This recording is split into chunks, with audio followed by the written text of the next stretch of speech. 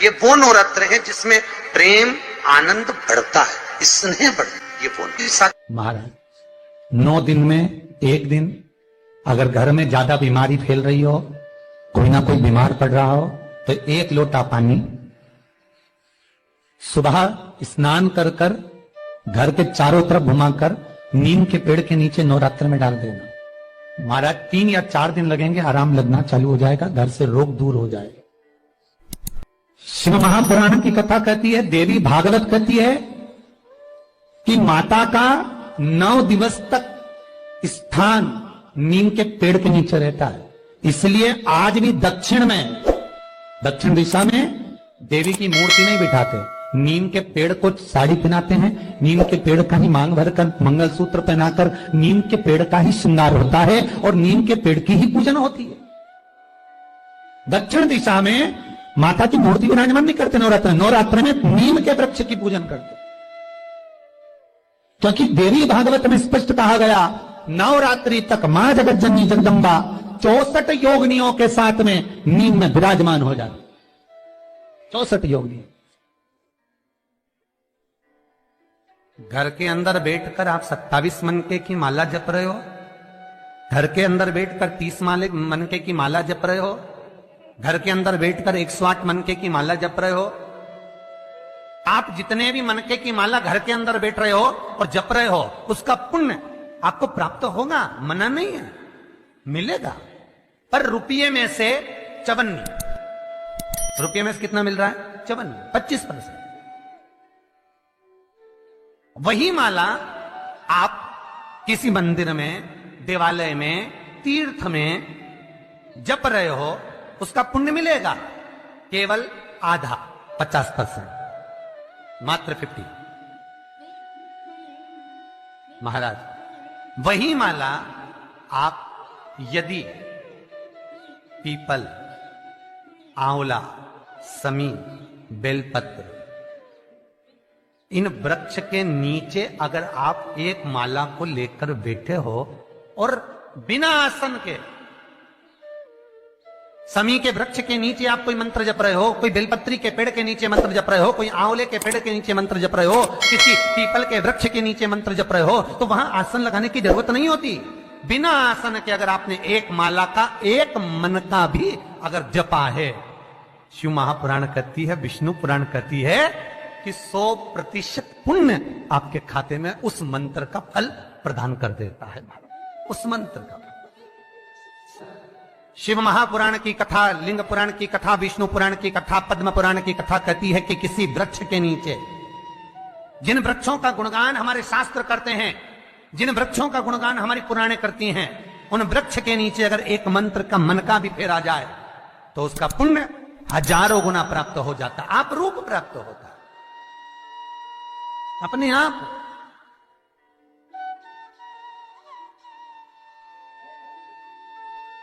आप जिस पुण्य को करना चाहो, मेरा बहुत निवेदन है महाराज, बहुत प्रयास करा करो, प्रयास करना।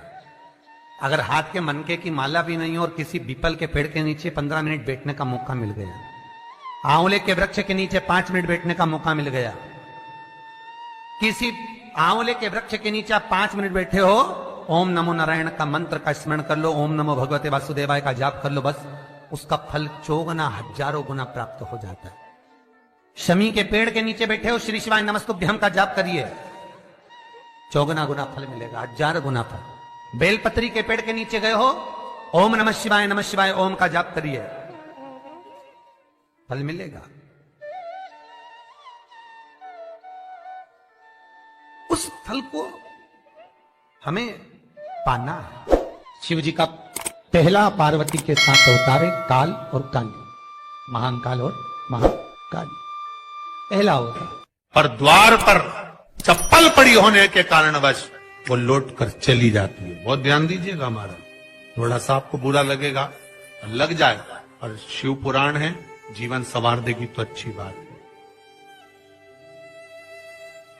जीवन संवार दे तो अच्छी बात। मंदिर के द्वार पर हम जब चप्पल छोड़ते हैं, जिस मंदिर की चौखट पर चप्पल छोड़ी है, आप जितनी देर आराधना में लगे रहते हैं उतनी देर तक आपकी चप्पल पर जितने लोग लांग कर जाते हैं, जितने लोग लांग कर प्रवेश करते हैं, उसका भी दुख आपके भाग्य में आता चले जाता है। ध्यान दीजिएगा जरा।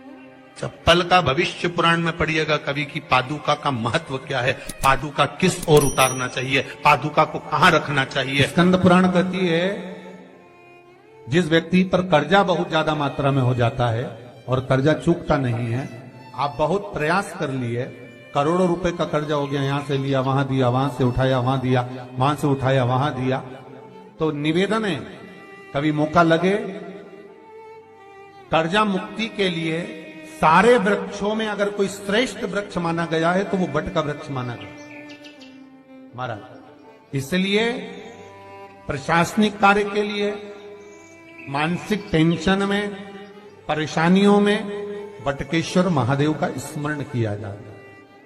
और यदि निवेदन करूंगा बहुत ज्यादा, यदि आपको कर्जा हो गया, बहुत ज्यादा कर्जा हो गया और वो कर्जा चूक ही नहीं रहा, तो थोड़े दिन बड़ के पेड़ के नीचे आप बटकेश्वर महादेव के लिए 1 लोटा पानी, उसमें थोड़ा सा पिसा हुआ चावल पीस के गला लेना, चावल को और पीस लेना, पीस के उस पानी में मिला लेना और मिलाकर उसमें थोड़ी सी हल्दी पिसी हुई डालकर बटकेश्वर महादेव के नाम से बड़ के पेड़ के नीचे अपनी कामना कर जो कर्जा हुआ है उस कर्जे का भान देते हुए, स्मरण देते हुए छोड़ दीजिए।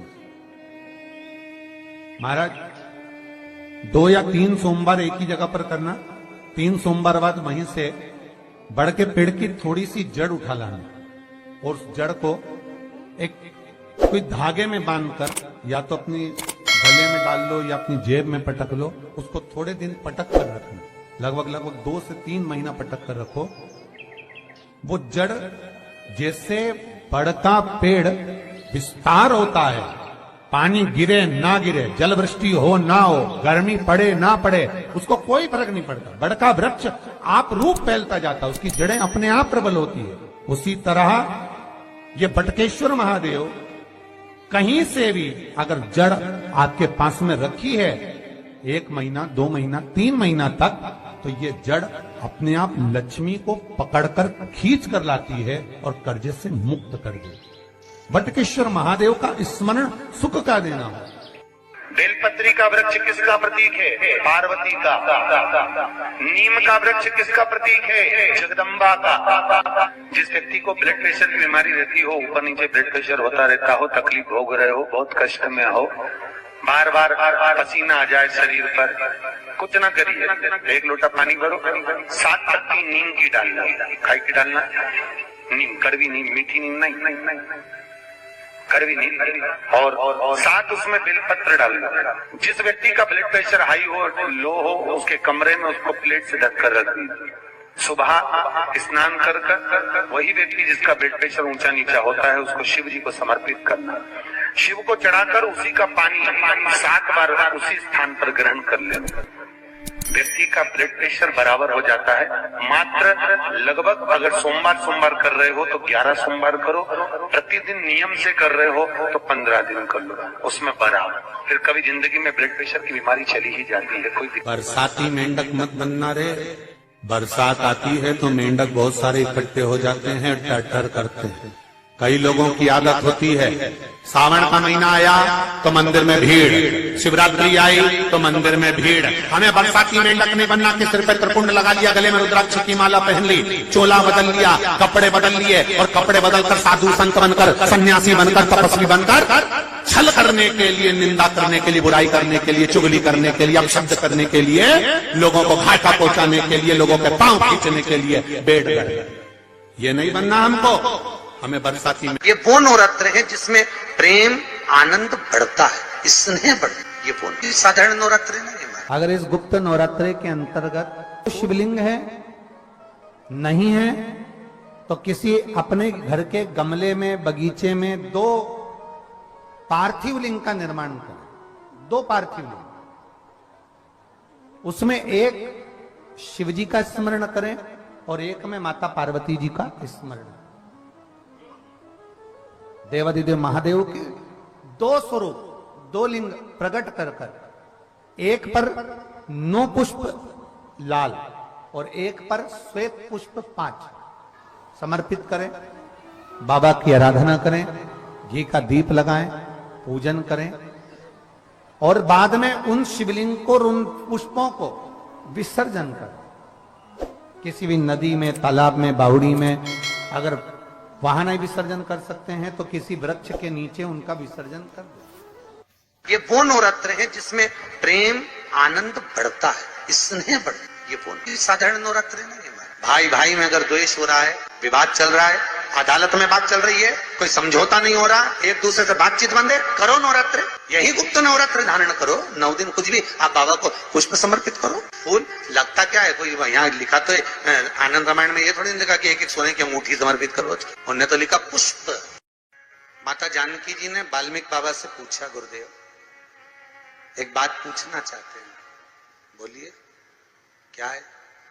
बात ये पूछना चाहते हैं गुरुदेव, मेरे प्रभु को देखे हुए बहुत समय हो गया, मेरे बच्चे भी मेरे पति को, मेरे प्रभु को नहीं देख पाए। गुरुदेव अगर कोई पूजन ऐसी होती हो जिस पूजन से मेरा पति का मुझे दर्शन हो जाए या मेरा पति मुझे मिल जाए, एक बार उनका दीदार हो जाए, जो मुझे देखे नहीं है बहुत दिनों से, ना मैंने उनको देखा है, एक बार दीदार हो जाए, एक बार वापस मिलन हो जाए। जिस व्यक्ति का कोई कार्य सिद्ध नहीं हो रहा है, कोई कार्य अटक गया है, मिलन नहीं हो रहा है, कोई अदालत तक में बात पहुंच गई है और मालूम पड़े संबंध टूटने वाला है, लग रहा है कि ये ससुराल वाले नहीं रख रहे, या लग रहा है कि ये संबंध हमारा खराब होने वाला है, उस व्यक्ति को ये व्रत 9 दिन के धारण कर लेना चाहिए, जो माता जानकी जी ने वाल्मीकि बाबा से पूछ कर करा था, जो माता सीता जी ने वाल्मीकि बाबा से पूछ कर करा था। तो वाल्मीकि बाबा ने कहा, जानकी अरे सीते सुनो, एक व्रत है, एक उपवास है, एक व्रत है, एक साधना है, अगर वो तुम कर लोगी 9 दिन तक तो ये पक्का है कि तुम्हारे पति के दर्शन तुम्हें हो जाएगा और तुम्हारे पुत्रों को भी तुम्हारे पति का दर्शन हो जाएगा, उनके पिता का दर्शन। ठीक है, क्या उपाय?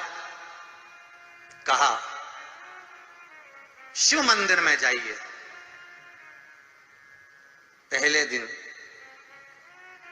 9 फूल कमल के हों, जो मिल जाए, परंतु एक जैसे फूल होना चाहिए। ये नहीं कि आज तुमने गुलाब का चढ़ाया, कल कमल का चढ़ा दिया, परसों गेंदा का चढ़ा दिया, नरसों चमेली का चढ़ा दिया, फिर रात रानी का चढ़ा दिया, ऐसे फूल ना चढ़ाए। एक जैसे फूल 9 दिवस तक। सीते हे जानकी, हे पुत्री, शिव मंदिर में जाकर अपने पति का स्मरण कर कर, कार्य का स्मरण कर कर 9 फूल प्रथम दिन घी का दिया लगाकर आप भगवान शंकर को कामना कर कर समर्पित करती हो। दूसरे दिन वही फूल दुगने हो जाना चाहिए, 18।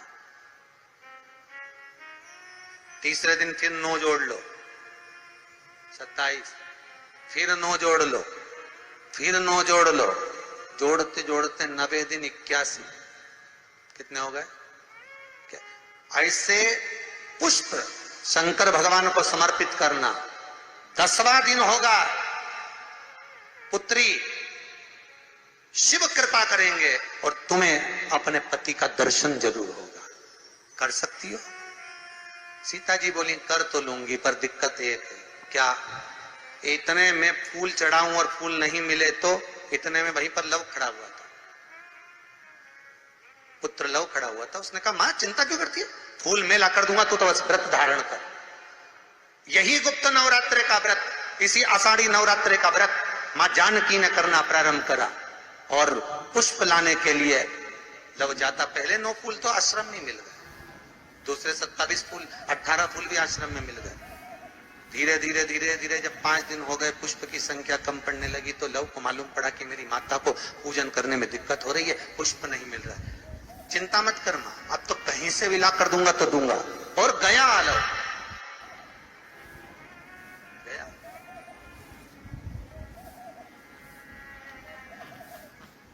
अयोध्या में पहुंच गए, जहां एक सुंदर सा सरोवर था। सरोवर के दरवाजे पर द्वारपाल खड़े हुए थे, अंदर नहीं जाने दिया। मुझे जाने दो, मुझे पुष्प चाहिए, मेरी माता पूजन कर रही।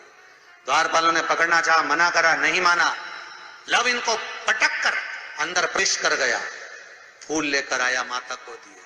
धीरे धीरे पुष्प आते रहे, चलता रहा। खबर पहुंच गई श्री राम जी महाराज के पास में कि कोई वाल्मीकि बाबा का शिष्य आता है और सरोवर के सारे कमल के फूल तोड़कर ले जाता है। बड़ा उद्दंड है, सैनिकों को मार देता है। सैनिक वो पड़े दूरों।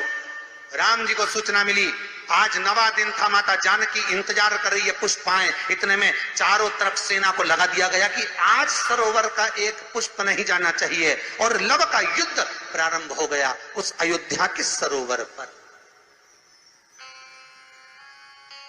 अंत में सबको पटक कर लव 81 फूल लेकर पहुंचे और मां से कहा, मां आज आखिरी का दिन है, शिव को रिझा ले। और माता ने शंकर भगवान को फूल चढ़ाया। 10वें दिन सूचना आ गई वाल्मीकि बाबा के पास में, तुम्हारा कोई शिष्य है लव, बड़ा उद्दंडी है, या तो उसको लेकर आओ, नहीं तो हमारी सेना उसको पकड़ने के लिए आ रही है। और किस माता का पुत्र है उस माता को भी लेकर आना, और किस भाई का भाई है वो उसको भी लेकर आना। और गुरुदेव, आपने बालक को क्या सिखाया कि वो इतनी उद्दंडता कर रहा, आप भी आना, नहीं तो हम सेना लेकर पहुंचे। वाल्मीकि बाबा ने लिखकर पहुंचा दिया, चिंता मत करो, हम पूरे ही आएंगे। वाल्मीकि बाबा को तो मालूम था व्रत पूरा हो चुका है तो दर्शन तो होना ही है, भले कैसे भी हो, भले लड़ाई से हो, विवाद से हो, पर खबर तो आ गई ना, समझौता की कड़ी तो जुड़ गई ना।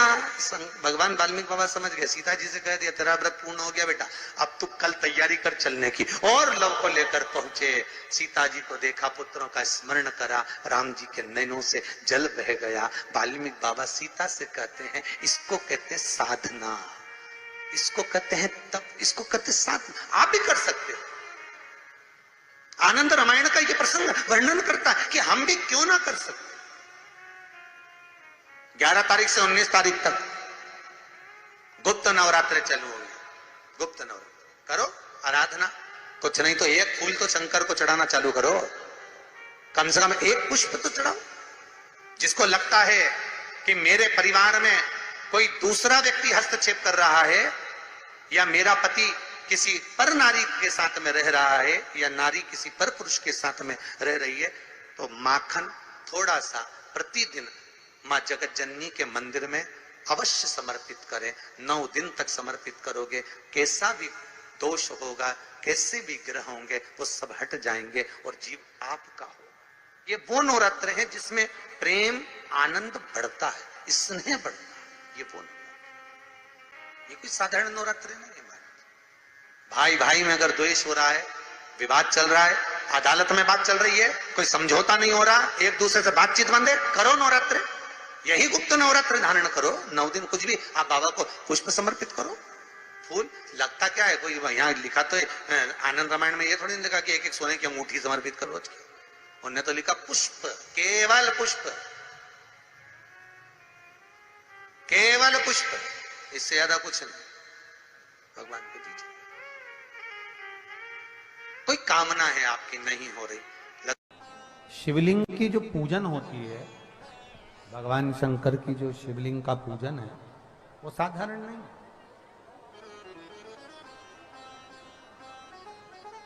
दो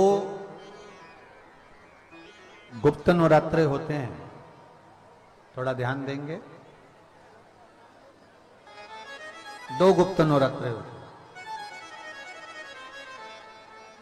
एक गुप्त नवरात्रा यही माघ के महीने में आता है, जो 10 तारीख से चालू हुआ